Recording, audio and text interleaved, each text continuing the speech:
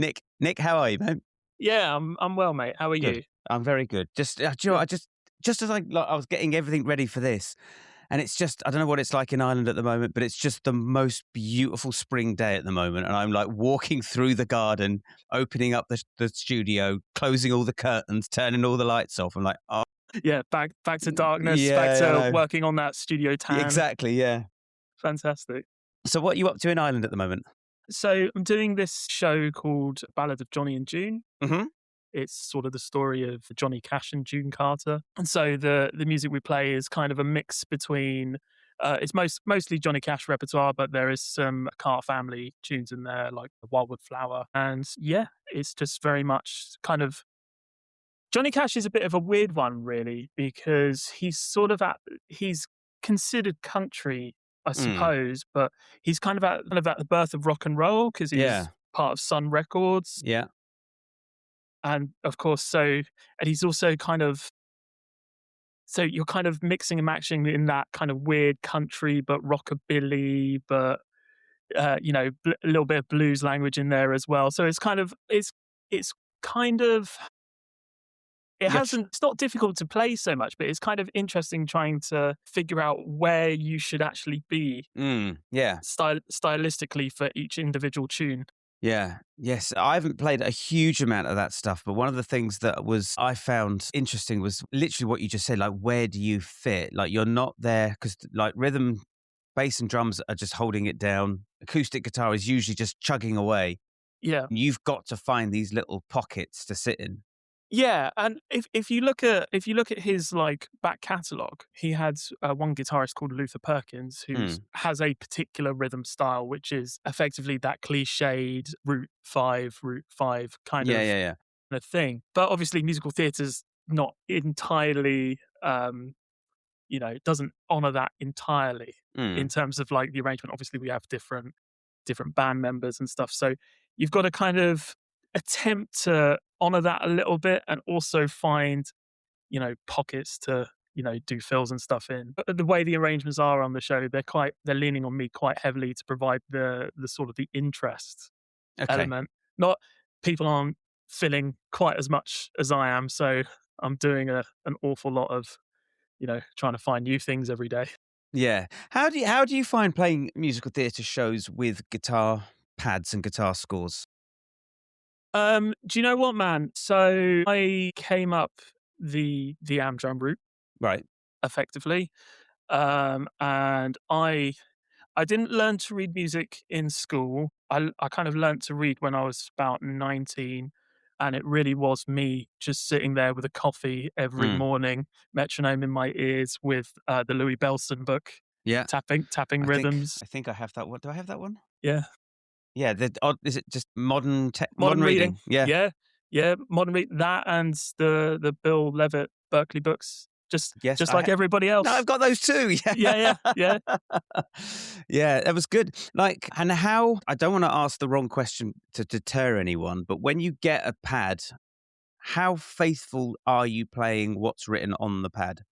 Or are you looking at it and going, do you know what? I know what they're going for, but to play it specifically as written is It's changed, man. It's changed a lot. I mean, when I started doing it, I had to be as faithful as humanly possible, and this is completely what was intended, and I'm going to find a way to play everything, even if it's impossible right.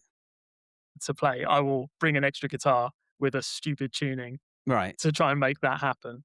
Okay. But as time goes on and you're getting closer, so when you move up, you get closer to sort of the source, if you like. So Ballad of Johnny and June is relatively new. It's a relatively new musical. And when you get scores at this sort of stage, they can be super specific, but they're often a lot more, so, hey, what would you do here? Kind of thing. And then you're just like, well, okay, I'll just figure out something that I think is appropriate, and the next day it might be transcribed for me to look at. Okay, all right, that's cool. I mean, the only reason I ask, I've spoken to a few people about it. Some people have said, "Oh no, I like you said, I will try and play it as accurately as humanly possible to what's written. Other people have said I use it as a skeleton because there's some notes and fingerings. Certainly with things like chords, it's like I can't play those chords. It's impossible. I only have 4 fingers and maybe I can tap something, but that's Yeah. ridiculous. I'll revoice that particular chord voicing into something that's more manageable. And so I kind of take a bit of an approach to both. But my guiding principle is if I listen to the music and I listen to what the recordings were doing, it's like, well, they're just like I'm doing Evan Hansen at the moment. I'm going through one of the tunes and there's a really specific 16th note chord progression. It's just like C, G, D, and A sus to A. And then I listen to it and I'm like, well, the guitar player on this it just sounds like he's just strumming the chords, but trying to pick little bits out and follow the progression. Yeah. And so long as I'm hitting those pushes, I think I can just kind of do my own thing. So long as I'm obviously staying within the chord. Yeah.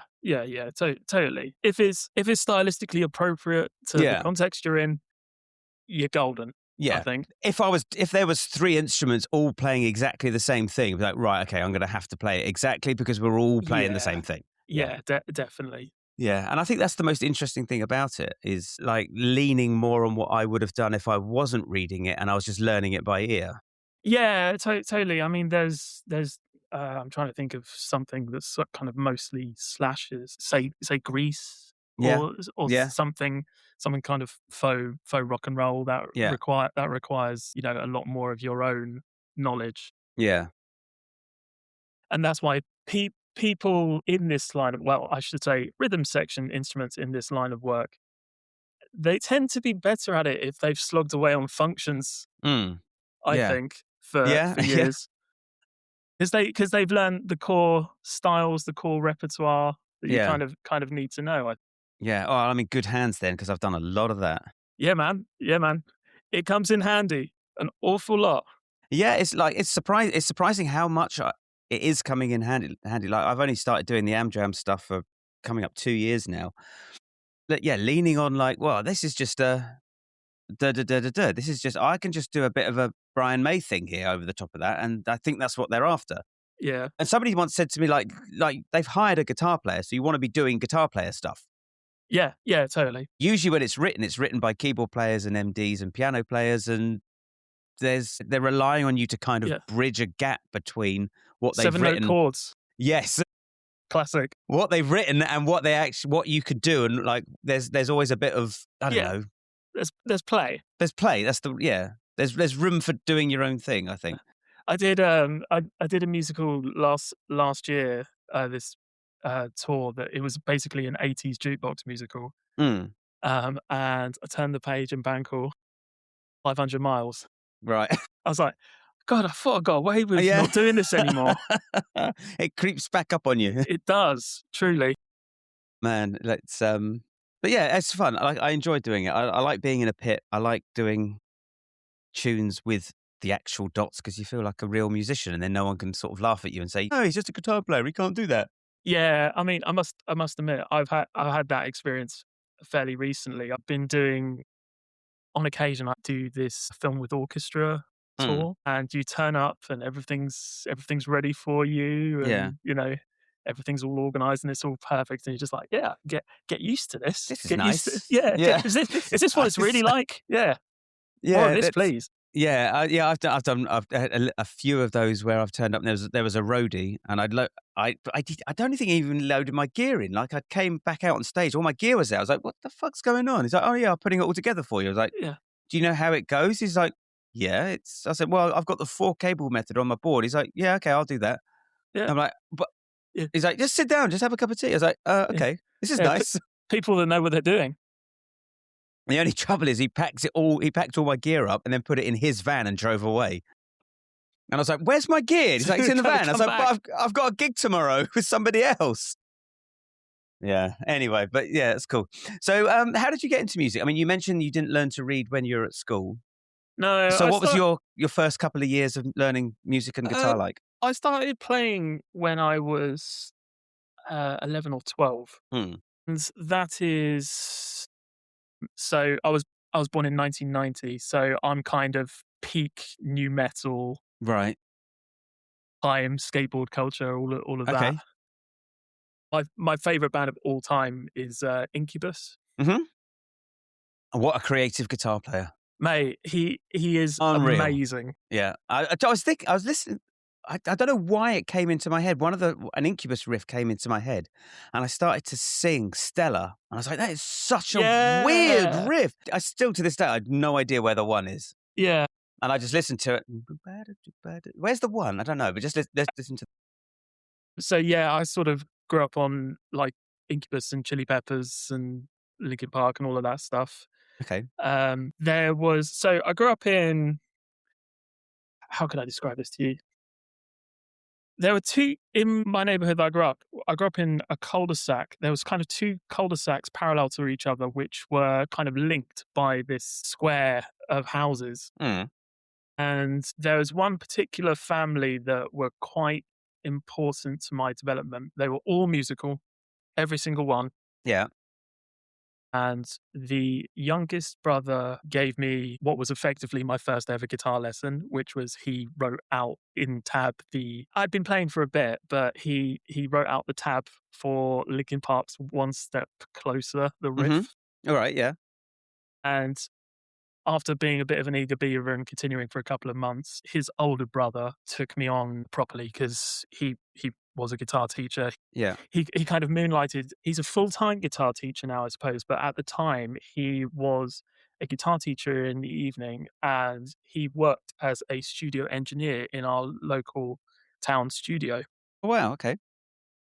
And it wasn't long until I was T-boy Of and course. kind of learning about the studio and stuff. So I did quite a lot of that as a teenager, as well as playing guitar and stuff. So I kind of came at it from both the production Yeah. and the guitar Okay. aspect. All right. And then went off to university and did that for a Okay. bit. What? So you said that we tabbed out a riff, Linkin Park. So is that how you predominantly started to learn music, from just playing these big riffs and stuff? No, I guess. Well, there was kind of there's a few moments that I remember. I remember learning the first thing I ever learned to play, which was House of the Rising Sun Right. by the Animals. Which, when looking back on it, if you compare it to how kids learn these days, is actually quite hard. Really difficult. Like, that's not something I'd throw at anyone first No, lesson. no, took me 4 months, but we got Yeah. there. Well spent. Yeah, so we had that. We had Linkin Park, and then I'm the youngest of 4 siblings, and my brother. I seem to remember my brother came in and said, "Bet you can't play this," and he put on Layla, Okay. Derek and the Yeah. Dominoes. And at the time, man, I had no concept of what fast music was. I thought that was the most blazing Yeah. riff I'd ever heard in my Yeah. life, and proceeded to take up the challenge. And I think that was probably the first thing I ever played in public, Wow. Okay. just on my own Yeah. in a school concert situation. Okay. Nervous wreck. I remember that. I remember being an absolute nervous wreck about it. Yeah. All right. And looking back, do you think that was the most like optimal way to learn? For me, yeah, probably. So I'll backtrack a second. I only had lessons with this guy for about a year and a half, but he was still kind of mentoring me outside of lessons regardless. He actually gave me my first pro gig Okay. as well, which was amazing. I'm more of an independent learner. Yeah. I think now looking back on it, I'm very much the type of guy that has to do it himself. Right. Okay. Though I will be kind of studious about it and everything, but it's quite, I don't know, I just seem to work a lot quicker and a lot more thoroughly if I'm doing it myself. I suppose what I'm trying to say to you is I'm a big nerd. Right. No, that's fine. That's fine. But yeah, so the reason I keep sort of hounding this point is I feel like I've got teaching beginners down to an art. Like, I can Yeah. do it. I can get people up and ready to gig. So long as they do everything that I ask of them, I can get them up and playing a song in front of people, probably within 2 or 3 lessons. And my approach to it is just here's a G chord, here's an E minor chord, and you're just going to learn to strum a certain pattern, 1, 2, and 4, 1, 2, and 4. And you're going to do that for until you can do it.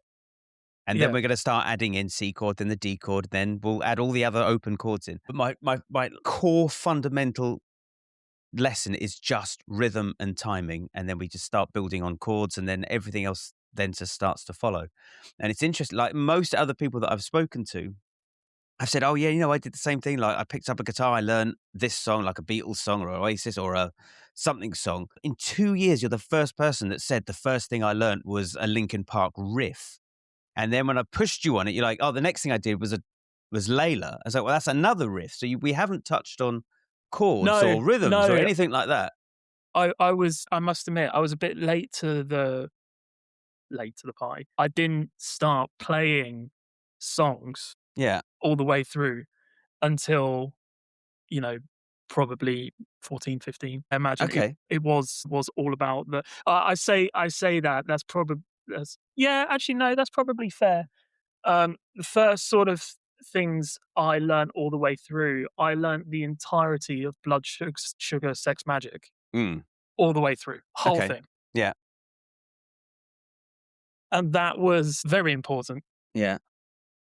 To my bank account, considering what I've been playing since then. Yeah, so that's probably when that started. I think, but yeah, it really was about the riffs. And so the first couple of years, it was literally like just learning a riff, never riffs, solos. I mean, I probably learned the whole song piecemeal in parts. Yeah, but I never put it all together.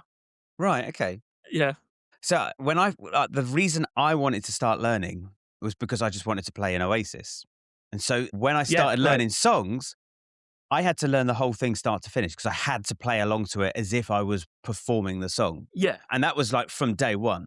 Yeah. And it's just interesting, like, I love learning how other people learn. And if that's what kept you on the instrument, like I'm going to learn this riff, then I'll have a look at this, then I'll look at this little bit here. So all those listening, I would encourage you do it Tim's way rather than my way. That's far better for you. Far better. Right. Okay. Not that I'm saying that I have an authority on it, but again, that's just the way that and I'm sure when I speak to other teachers as well, and I'm sure this is the case through like every subject, not just music, but you generally teach the way you learn. Yeah. Yeah. Well, like if you learn chess a certain way, you'd be like, right, okay, if I now start teaching chess, I'm going to teach you how I learned. Yeah, I must admit, I've done my time trying to teach beginners, and it is a skill that I do not possess, and I applaud those that do. I think my super skill in teaching is teaching those that are, high school or aspiring professional kind of level, because you can get away with more, like swearing. Yeah, that's fine. Yeah. I mean, I've got 2 small kids, so keeping my mouth shut when I should be saying "shut the fuck up" is something I've learned. Yeah, well, I've just, the 5th just gone. I got my first kid. Congratulations! Thank you very much. How is it? You look rested. Well, I've been in Ireland for a week. Yeah, right. So well rested. Yeah, so I'm literally sort of on the exit point of feeling terrible. Right. I think at this point. But yeah, it's been insane. It's been challenging at times. Actually getting to the hospital was challenging as well because I was in Berlin and there was a snowstorm and drama. Yeah. Ensued, but we made it. Everybody's fine. Good. Yeah. So, were you both in Berlin, or were you in Berlin? No, just me. Right. Okay. So you had to take the red-eye train home or something, or the flight home. Flight home. What should have been a 2-hour journey turned into about 12 hours. Yeah. And but the anxiety. But we made it. Good. That's Boy or girl? thing. Boy. Good. Yeah. Excellent. Any musical aspirations? Do you know what? My other half, she sent a video of him kicking like this keyboard. Okay. Yeah. Thing. And he seemed to be doing that with a lot of gusto. Good. So, in time as well? Well, I mean, there are tolerances to time, Phil, as you know, but there may be some potential there. Good. I mean, yeah, we my one piece of advice for that, for getting kids into music, like we tried to get our daughter to play piano, and we signed her up for lessons when she was 5, and I bought her a guitar as well. And for 5 years, we were like constantly like, have you done your practice? Have you done this? Can you do that? Could you learn the thing? Have you? And she just didn't want to know. She wasn't fucking interested. And my wife was like, oh, she'll never be a concert pianist. She'll never do this. They need to be doing grade 8 by the time she's like 9. I was like, you know what? She listens to music the same way that I listen to music. So what we're going to do is we're going to leave the piano in the corner. We're going to leave the guitar in the corner of her room. And eventually she'll connect the dots between the music she's listening to and the instrument that sat in her room. And when she was about 11 or 12, she just picked it up and just started playing. And she hasn't stopped. She was 14 in September. Fantastic. So I said to her, if you force it on her, she's just going to turn and run. So just leave it. Yeah, absolutely. And she got accepted to go and study at the Brit School this September. Fantastic. That's great. So yeah, we're that's what I did. Are you close to the Brit School? Yeah, we're in. I'm not too far from you. I'm in Caterham. Oh right, okay. Yeah. We should hang out when you're back from Ireland then. Yeah, that would be great. Cool. So you said you went off to college. Which college did you go to? I went to University of Surrey. In Guildford. In Guildford. And okay. Before that, I was at Stroud College in Egham. No shit, my mum went to Stroud's. Yeah. Possibly the most important decision I ever made going there, actually. The music department there at the time had 2 teachers that kind of really got it. Right. And they knew what I was about. Yeah. And they just sort of let me go for it, basically. Okay. I think. And they were very encouraging. You know, I'd get a new CD of some weird avant-garde classical thing, like, hey, check this out, or have you checked out Django Bates or Jaco Pastorius? And I started getting introduced to sort of more esoteric music as a result of them being about, basically. All right. What were their names? Margaret Spicely Yeah. and Diane Maguire. They have both retired now, unfortunately. I don't even know if there's a music department at Stroh's anymore. Yeah. Okay. That's shocking. Yeah, but the thing is, the department was kind of hinged on the 2 of them, their quality, really. Okay. All right. That's cool. And then what was Guildford like? Yeah, Guildford was great, man. At the time, I had aspirations to be the next great film composer. Okay. But yeah, I had some amazing teachers, one in particular called Milton Mermakides. Mm-hmm. Who remains, everything he taught me remains very useful in my life. He taught the harmony course there, and it was at the time pretty mind-blowing stuff to me. Yeah, I loved all the theory and harmony stuff when I was at college. Like, it was just like answering all those questions, like, why does this do that? Why does that work with this? And why can I do this over that? Yeah, totally. And, the way he kind of framed it was like, right, in the next 6 weeks, I'm going to teach you the entirety of the Berklee course. And to be fair, pretty much did. Okay. Pretty much did.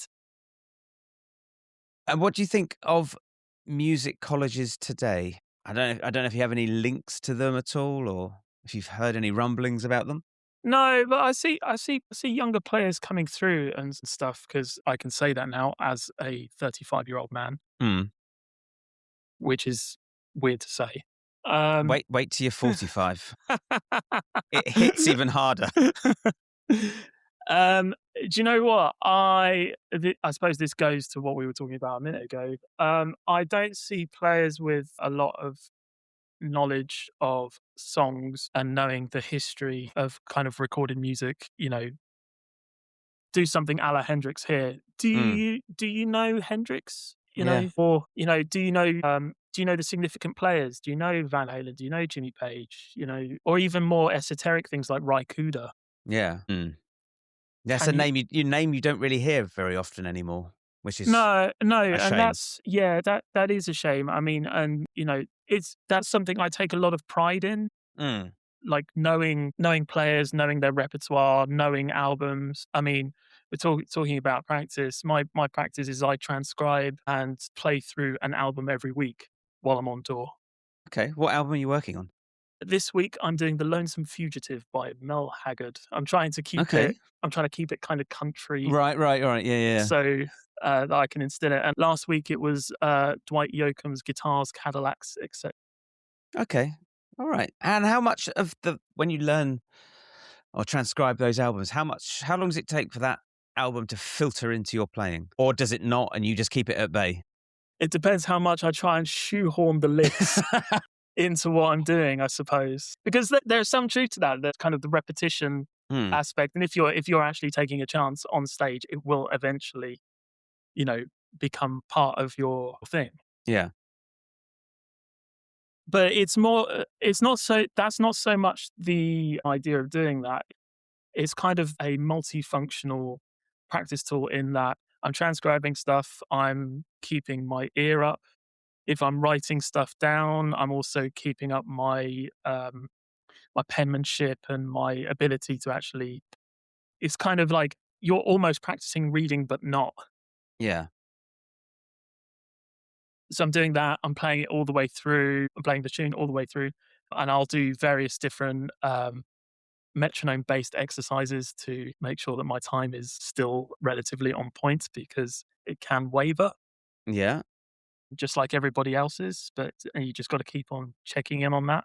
Okay. There was something else I was going to ask you that's just fallen out of my head. I want to come back to metronome exercises because I do like a good metronome exercise. So when you transcribe, are you writing these down as well, or you're just Oh yeah, oh yeah? yeah, Okay. yeah.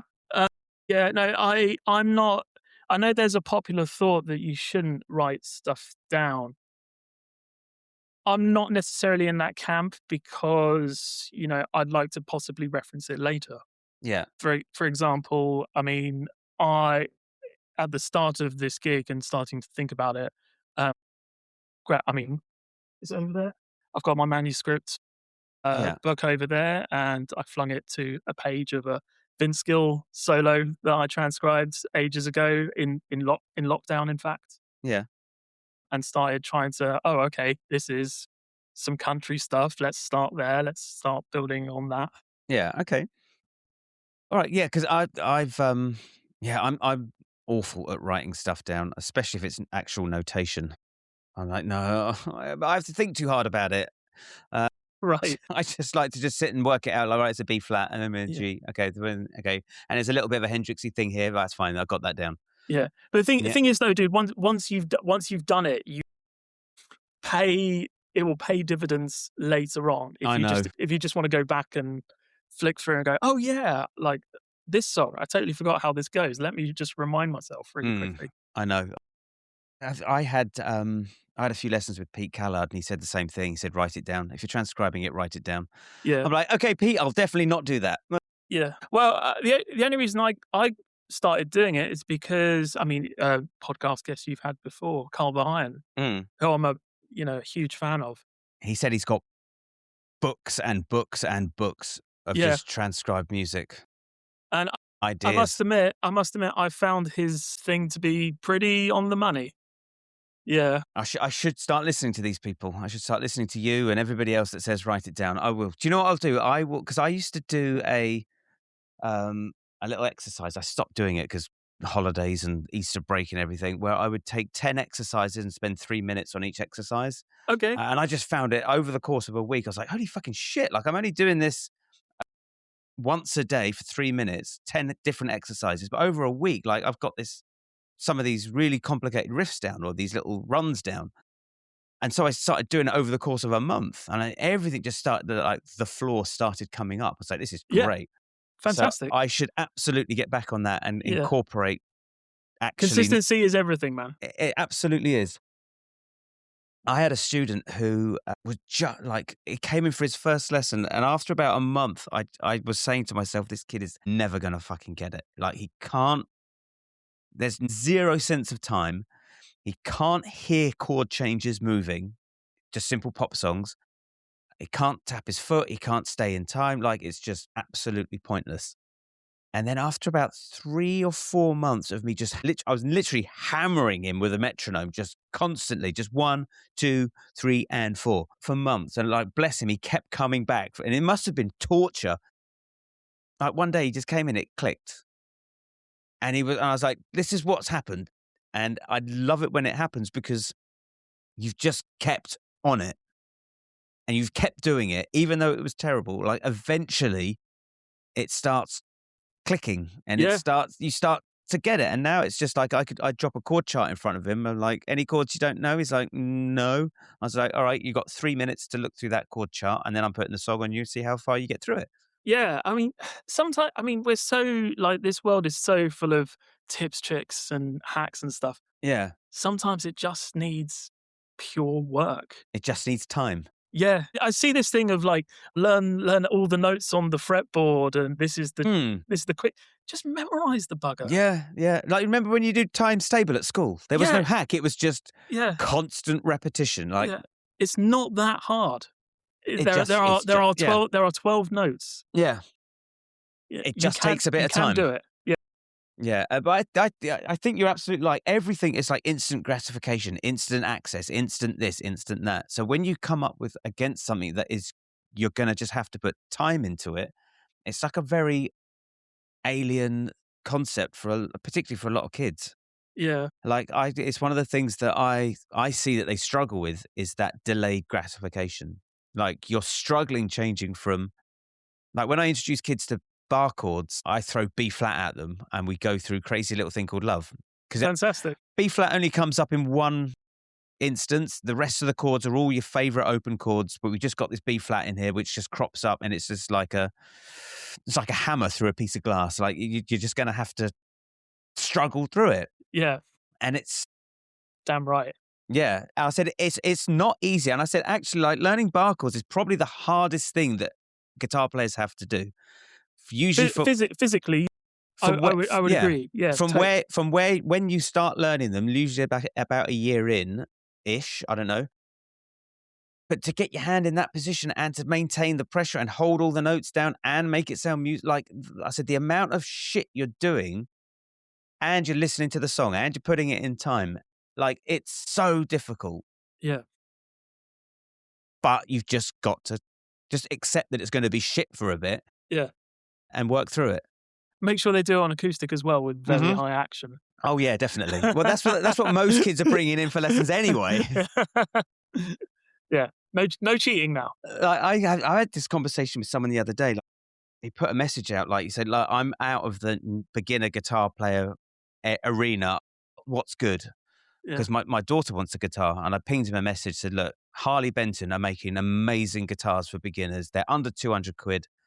But there's also, the standard Pacifica, or if you want to go for a Squire. But even with like really well-made, easily affordable beginner budget guitars, people are still coming in with fucking shoeboxes and an old football lace tied around a cricket bat or something. It's like, why are you buying this 20 quid piece of shit from a charity shop that's unplayable? I've just sent you to the music shop that sells these guitars. I have a theory that you should actually try, while you're in the shop, try something really impossibly expensive.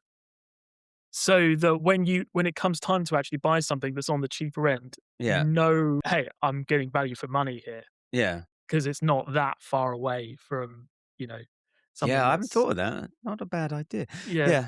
It's like it still staggers me. Like one mum brought in a guitar, Third Avenue guitars, I think they're called. Okay. And it's from Argos. It's barely better than a toy. And her reasoning is if she does well on this, then I'll get her a proper one. It's like, okay, imagine she wanted to go out and play football.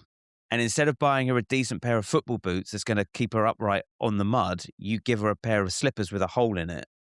Like, she's just going to struggle. You haven't, I think you should just give kids a fighting chance at least. Yeah, totally. I mean, the thing is the sort of the guitar purchase thing, it's quite a difficult one to, I remember it's quite a difficult one to deal with parents because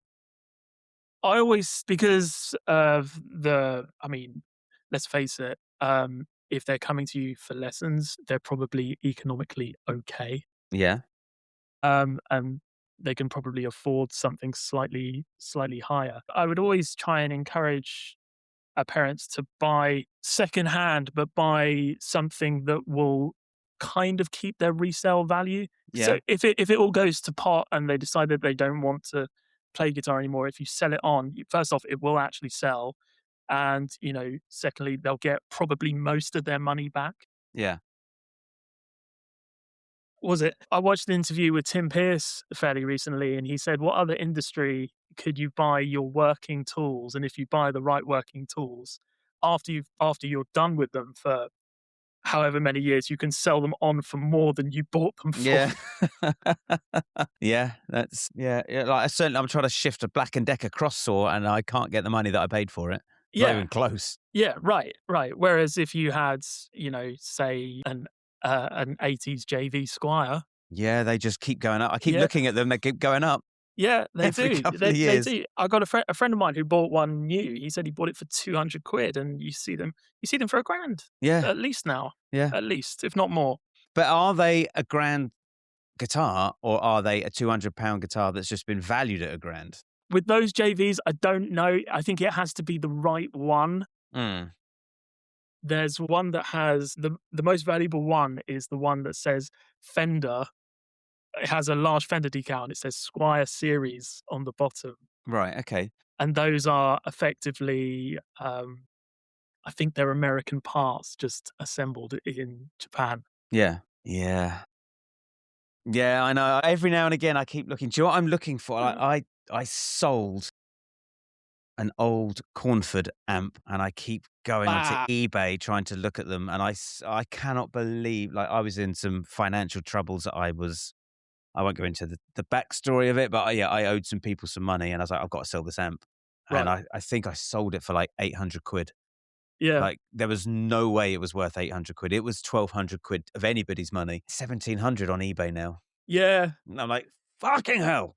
Yeah. They're But amazing. Man, I used to lust after one of Cornford amp so much because everybody played them at one yeah, point. yeah, Richie Kotzen, Guthrie, and everybody played one. yeah. But they had so much character to them and I just loved the sound of them. And when I play, I've got one of the Victory amps here and I got the first Victory amp that came out. I was like, this is just fairly bland and characterless. I do not like this. So I sold it on quickly. Yeah. But yeah, anyway. So let's Mm. metronome exercises. I want to know about your metronome exercises. Oh, okay. So I do the place one click on each beat of the bar. Sometimes I'll have it on beat one, beat two, or beat three, or beat four. Then we'll put it on the ands. So it'll be on the and of one, the and of two. Oh, this is how I perceive it. Yeah. And then the one that's kicking my ass at the moment is I'd have to show it. I'd have to show it to you if I'm honest, because it's quite hard for me to explain. But the metronome is like a custom rhythm, and it's in 3/4, but I play 4/4 over the top of it. I got this from there's a YouTube guy called Robbie Barnaby, who's Okay. who is brilliant. All right. He's an incredible jazz guitar player, and you play in 4/4 over the top of it, and the click is set in such a way that over 4 bars, Yeah. it clicks on every single upbeat. So all right. Okay. So it goes 1 and 2. Yeah, Go on. so Do you, it'll start on the and of one, then it'll yeah. do the and of two, the and of three, and the and of four Okay, over that 4 bar all right. Can you section. show us? Can you show us? Let me see. Let me see if I can get this up. In 3/4, it is literally the last quaver of, I don't know. Can you hear what this is? It's incredibly hard for me to do this. By the way, I Okay. should point out. Sorry. I do struggle with this, and everybody I've shown this to. Can you hear this click? Yeah. Very quiet, but I can hear it. So yeah, it is literally, There you go. yeah. So that first one is the and of one, that second one is the and of two, the third one is the and of three, and that one is the and of four. Okay. You see what? Yeah. Okay. I know. If I showed you in notation what it was doing, Yeah. you'd understand, I think. Okay. That's a head But fuck. but yeah, I'd really recommend this guy Robbie Barnaby's All right. channel for these. He goes into other like metric modulations, practicing in old time and stuff. Okay. I saw a drummer on Instagram had a click on 4, and the click was clicking every second 16th. So it was one Yeah, E and a 2, E and a 3, and he just had to play a simple groove to it. And it's like you listen to it, and like, eventually you get it. But yeah, what amazes me about those kinds of exercises, and it was actually Pete Callard that turned me onto them, is how it changes your playing. He'd have, again, like you said, like the click would just click on beat 2, but you would naturally start accenting the 2. So it'd be like 1, 2, 3, and 4, and 1, 2, and 3. And you just start, and then he goes, right, now it's the 3, like 1, 2, 3, and 4. And the actual feel and groove that you start playing changes as the click. yeah, And it was like, yeah, wow, totally. man, that's amazing. Then he started doing, it's every and, like 1 and 2 and 3, and I was like, that spun my head out. I really struggled with that one. The other great exercise I've found recently is counting out loud the pulse 1, 2, 3, 4 as Yeah, you're playing. Like if you clapped a rhythm 1, yeah. 2, 3, 4, 1, 2, 3, 4, like that, Okay, yeah, yeah. you'll find that your body will start going, "Oh my god, like Yeah, yeah. what am I doing here?" And Yeah. it's because you don't have that rhythm internalized in your body. Yes, okay. And so once you've got that, playing to a click is easy. Yeah. A whole new found level of respect for drummers that have to do that. Yeah. And it's no wonder drummers can do that because they are taught to count out loud from Yeah. day dot, whereas we're not. No, yeah.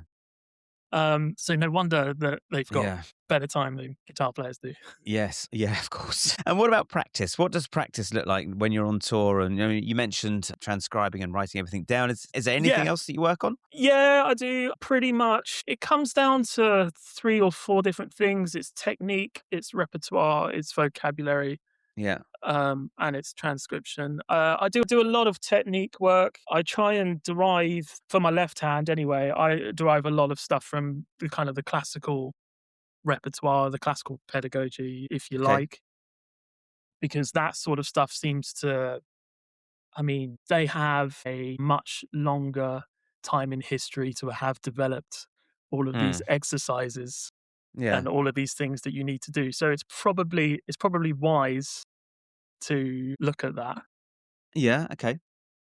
And I found if I've had any kind of technique problem, if I look at some of the exercises that I can derive from classical guitar, they seem to help. They seem to have all the answers down already, and nobody was looking.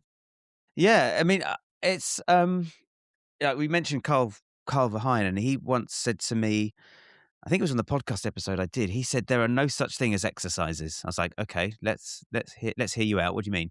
He's like, well, everything that you play and everything that you should practice should be part of whatever it is you're going to play live or in the studio. There shouldn't be a thing that you do that isn't played to people or on a session or on a gig. I was like, okay, like give me an example. And I think he said like doing the spider exercises, the 1, 2, 3, 4, 1, 2, 3, 4. He's like, totally pointless. Yeah, But I mean, work on, I and I kind kind of of get where agree with he's that. coming from. Yeah, I kind of agree with that, but there's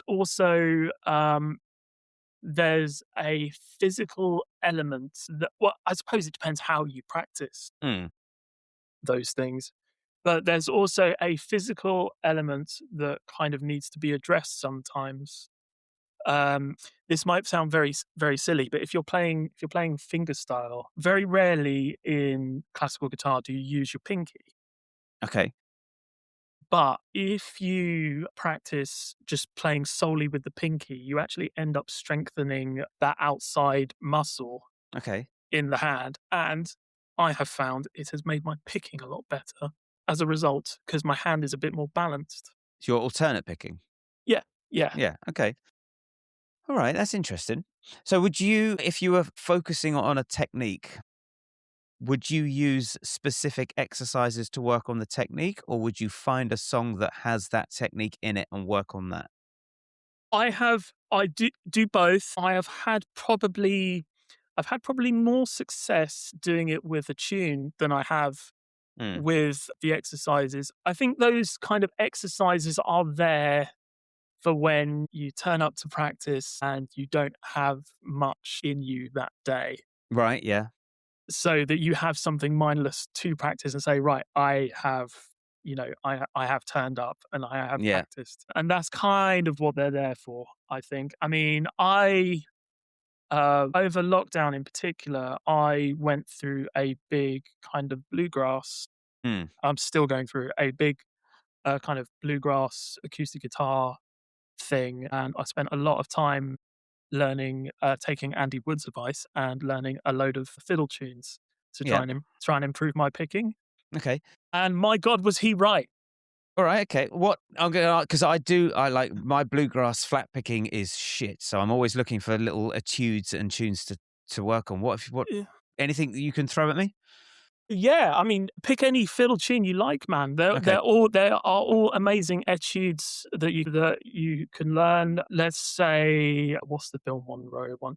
Jerusalem Ridge. Try Ju- try try that one. Blackberry Blossom, 9 Pound Hammer. Basically, any fiddle tune from the Tony Rice repertoire that Okay. you can find. There's also a great CD of a fiddle player called Kenny Baker, and the album's called Kenny Baker Plays Bill Monroe, and that has most of the Bill Monroe fiddle tune standards on it. Okay. All right. I'm trying to get a guy called Jake Workman. Man, yeah, I Fucking do. hell. Yeah, he's amazing. I bought a PDF of his open string picking exercises, Yeah. and they are amazing and essential, in my opinion. Yeah. And I think they cost me like 15 quid, and it has been worth its weight in gold. So I was writing all this down. Jake, what Yeah. was the PDF called? Open. It's actually called, bear with me, I will tell you right now. It is called, according to my PDF, it's called Right Hand Exercise Packet. Right. Okay. Yeah, he's amazing. He's an amazing electric player as well. I couldn't not believe that. Like, Yeah. just like fucking staggering, man. Yeah. I'm trying to get him on. I'm just trying to find a date. Him and Ricky Skaggs alumni, Brian Sutton. Yeah. Brian Sutton is my Yeah. absolute hero on that front. And I think it's one of those things that it's a lifetime commitment to it to get it convincing. Yeah. I don't know how convincing I could get it if I just spent like a month on it. Yeah, I mean, I'm sure you could. It's just an improvement to where Yeah. I am is kind of what I'm looking for. I tell you what, I mean, I've heard you talk about it on the podcast before, but I did the Martin Goulding thing for a while Mm. as well. And I must admit, yeah, he improved everything. He did exactly what he said he was going to do. Yeah. How he goes about practicing, like in terms of like the speed burst Yeah. aspect of it all, that I found probably the biggest takeaway Yeah, definitely. actually from all of that. And that is a very effective way to practice if Yeah. you're going to do it in that way. Yeah. I kind of, actually, I asked ChatGPT because I do a lot of kart racing. And there was a girl that came down to race for like one of her first sessions. And I was listening to one of the other guys who's kind of my age, been doing it same sort of time as me. And he was saying to her, what you want to do when you're going around track, you don't want to be going full pace. You want to be just backing off because your muscle memory doesn't really start to work if you're going too fast. And I'm listening to it and I'm thinking, that is bullshit. You want to be going around as fast as you can and making as many mistakes as you can, and you fine tune those mistakes because then you learn to go around slowly and then you have to learn to go around fast. And it's the same with music. Like you want to be playing, and this was a great analogy that Martin said to me. You said you want to be at a tempo where the wheels feel like they're about to fall off. Yeah. If they're completely falling off, you're too fast. If you can nail it, you're too slow. You just wants to feel slightly uncomfortable. And Yeah. whatever that tempo is, that's the tempo you work at. Yeah, totally. I went through a period of being like slow practice is the greatest thing ever, and I Yeah. was playing at 30 BPM, Yeah, yeah. doing that side of things, and I still kind of believe that. But the thing is, what you're doing at those kind of really slow tempos is you're learning and you're inputting things into the muscle memory, Mm. and then once you're comfortable and you've got that down, that metronome to stun, man. Yeah. Yeah. Well, a really great exercise that I read a book. I think it's called The Art of Practice. It's around here somewhere. And this was kind of like the inspiration for the podcast. This guy would go around and speaking to musicians of all walks of life, from like folk acoustic singer songwriters to like first chair symphony orchestra players, and wanted to know like how they get better. And he used that term, how do you get better, rather than practice. And he said a good classical approach is they would learn to play something at 50%, and then they play it at 100%, then they play it at 50, then at Yeah, 100, right. and and that flip flop between those two tempos, like you're using the 50% to like really get the notes down, you're getting the fingering, what's the picking thing, the articulation, and then when you speed it up, regardless of how sloppy it is, you're then training yourself to do it fast, and it's Yeah, just that totally. motion between the two. They found that to be very There's a successful. there's a cousin to that. I mean, I know that book. There's a cousin to that book as well called The Musician's Way by Gerald Okay, Klickstein, which is okay. well worth a look. Okay, so I'm writing all this down. Yeah. But yeah, I found like I went in for lessons with Martin with the same kind of like we take it up in increments of 5. He's like, "Fuck that, we're taking it up in increments of 20." I was like, "Really?" He's like, "Yeah, Yeah, there's no point fucking yeah. around." No half You, measures here. yeah, but if we kick it up to an extra 20 and you're really struggling, then I'll bring it down 5. Like I'm not Yeah. a monster. But once as soon as I'd get comfortable, he's there cranking it up another 20. I'm like, Jesus, come on, man. But, like, and I said this to, like, everyone I speak to, like, he was the teacher who leveled my playing up the quickest, to the point even my wife came up to me, she's like, "Wow, your playing's really coming on." I was like, "I'm amazed, I know." But, yeah. And the other thing, before I let you go, what's your take and your view on getting better, and how do you measure it today versus how did you measure it when you were younger? Well, there's a couple of ways of looking at it, I suppose. I mean, for me at the moment, it's more the technique aspect of it because a lot of people think that getting better means getting faster, Mm, and that's only one. I mean, that is a form of getting better, sure, but that is only one potential way to get better. I'm thinking more at this precise moment, I'm thinking more in terms of vocabulary and being legitimate in the genres that I'm being, hired to play in, really, more than anything. I want to try and bring a level of legitimacy to everything that I do in the same way that Culver Hyan would. But somebody once said, "What gets measured gets managed." okay. So if you can measure it, um, you can improve on it. Mhm. Now, how do I do that with vocabulary? I don't know really.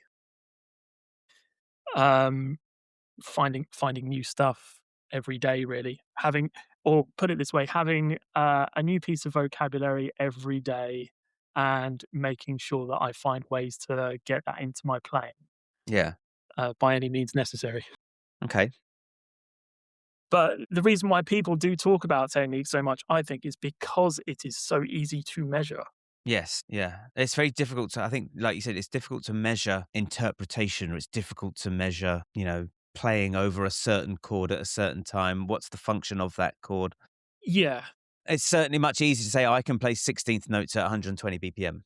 Yeah, and you do you get into modes as to the goal oriented. What's the word I'm looking for? Like, are you goal oriented in your practice? Yeah. That's what I'm looking for. Are you goal oriented in your practice, or are you fishing? Mm. Say, and I think at this moment I'm in a fishing kind of mode. I can be goal oriented if I want to be, but if I'm being truly honest with you, I'm only goal oriented if I'm thinking about technique Yeah. or, oh, I want to play that cleaner. how do I? And I suppose that's a technique element as well. But the other more esoteric things are probably equally as important. No, I agree. Yes. What do you think everybody should be sort of focusing a bit more on? Learning music, learning the repertoire, learning the repertoire, man, learning all the repertoire. Yeah. If you don't know Cream, if you don't know Soundgarden, if you don't know Tony Rice, if you don't know Albert King, what the hell are you doing? Yeah.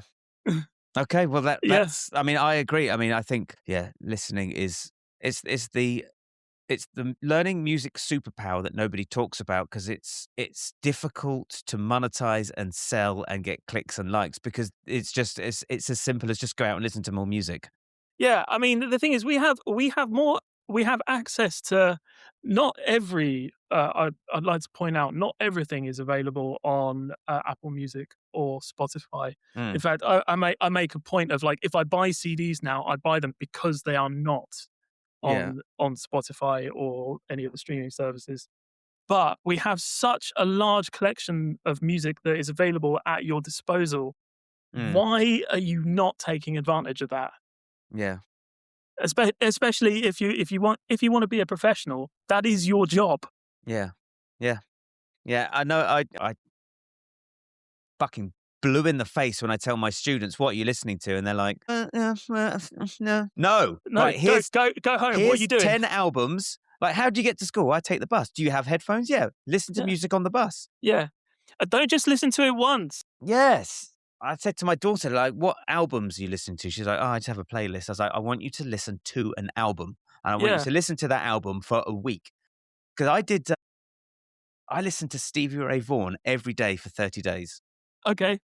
Just not specific, just like Stevie Ray Vaughan, but like I made a point to listen to him every day for a month. I bet you hit that strap much harder when you were done. I did. But you start to really hear isms like, oh, that's a thing that he always does. Like if you Yeah. just listen to Scuttlebutton once and like that's cool, that was Rick. But if you listen to it 100 times, you're like, I can start to hear, even at that blazing tempo, you're like, I can hear that crop up in other works. Like he loves to do this flat two thing where he's always trilling that flat two on the minor pentatonic. But he's not Yeah. dwelling on it. It's just there as a flurry. Yeah, if you do deep dives into sort of the session works of Lukather Yeah, or for country Brent Mason or whatever, you find that a lot of the licks keep cropping up over and over and over again. yeah, Or there's one in particular. You know the fast lick in Rosanna. yes. There's like a prototype version of that on an earlier Quincy Jones record, Oh, right, okay. which is really interesting to hear. It's kind of the lineage of how that lick has changed. Lovely. Go out and listen to more music. Anyway, Yeah, Nick, damn right. I will let you get on with whatever you've got going on for your day. All right, And mate. it was lovely to catch up, lovely to meet and chat. And whenever Yeah. you're back from Ireland, drop me a line. We'll try and go out and do something Yeah. musical. Let's go to the pub. Yes. Well, I don't drink, but yes, I will. We can go to the pub. Yeah, I'll buy you a Coke. Yeah, brilliant. All right. I hope the show goes well. Are you back? Is the show back over in the UK? Yeah, so we've In actually England, I should say. Yeah, we've actually really just started. We're on it until late September. Are you in Bromley? Because I know that's a good stop. We opened in Bromley, Fuck. but we're doing Richmond, believe it or All right. not. Okay. So not I'll too have a far look. at all. I'll have a Yeah. look for tour dates and I'll see if I can pop in. Yeah. All right, mate. Lovely Cool. to chat. You too. Have a good day. I'll speak All soon. All right. Thank you. Bye now. See you later.